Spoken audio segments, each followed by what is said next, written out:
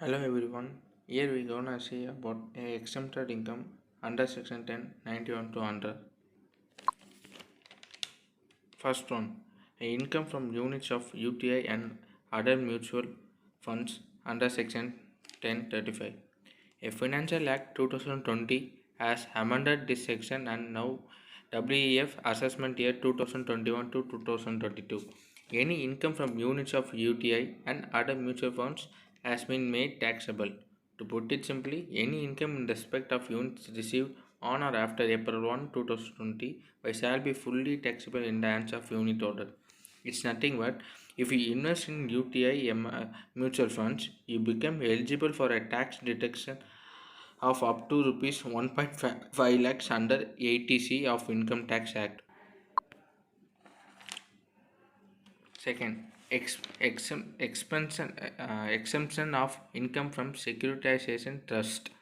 Any income received by a person being an investor of securitization trust from such a trust by way of distributed income referred to as section 115 STA shall be exempted. The income received from the securitization trust will affect from 1/6/2016 shall be taxable in three hands of investor. In the exempted income, it says about no additional income tax shall be payable if the income distributed by the securitization trust is received by the person who is exempted from the tax under the Income Tax Act. Next, income from sale of shares in certain cases. Any income arising from the transfer of long-term capital asset being an eligible equity share in a company purchased on or after the first day of March 2003 and before the first day of March 2004 and held for a period of 12 months or more for the purpose of this clause, eligible equity share means if a certain eligible equity shares are purchased on or after March 1 2003 but before March 1 2004 and hence for a period of 12 months or more than the gain of the sale of such shares will be entitled for the exemption under section 1036 of income. Next, capital gain on compulsory acquisition of urban agricultural land under section 1037. In this case of a associate being an individual or individual family, any income chargeable under the head capital gain arising from the transfer of agricultural land shall be expended where when it is available only to an individual or an individual family. The agricultural land should be situated within the area of jurisdiction of municipality or municipal corporation having a population of more than 10,000.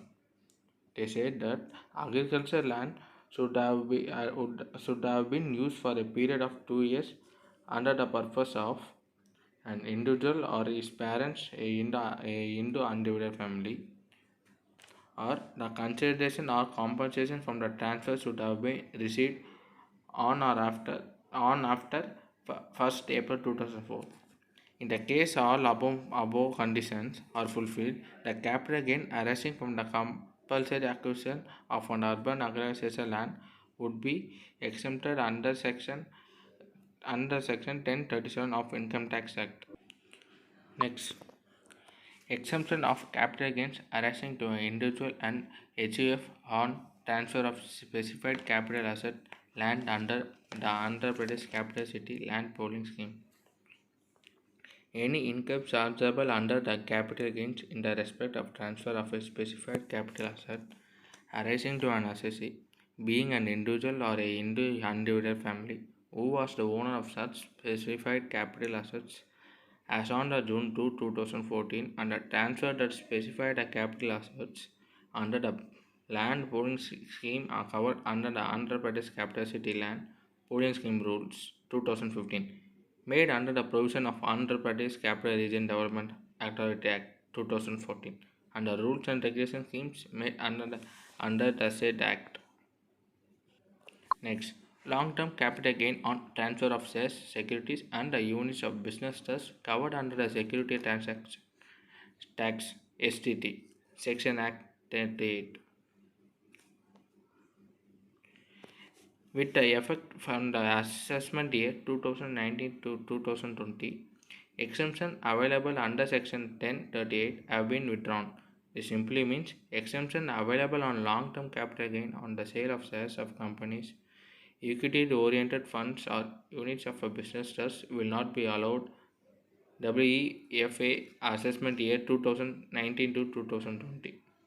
However, a new section 112A has been inserted to tax such capital gain.